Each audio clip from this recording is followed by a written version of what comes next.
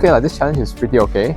So if next time there's similar events, surely I'll take part. And in terms of career, this one gave a bit of industry insight, so they'll definitely help down the line.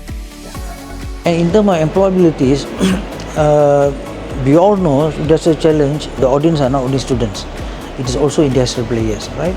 So industrial players who are within Batu Kawan area and things like that, the leaders when they come to our industrial challenge thing, when they look into the students' presentation, they not only look into the students' presentation as a presentation, but they will also look into the students as their future employabilities, right?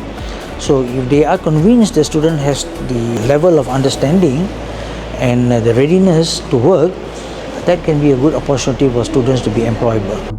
The students have been exposed to things like value stream mapping, FMEA, analytics, and so on. So I think it's a good head start for them.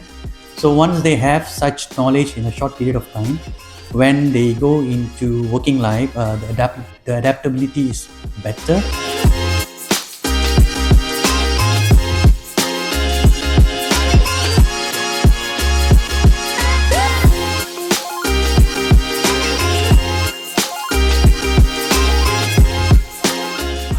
Let's go! It's showtime! Game on! Peninsula! Yeah!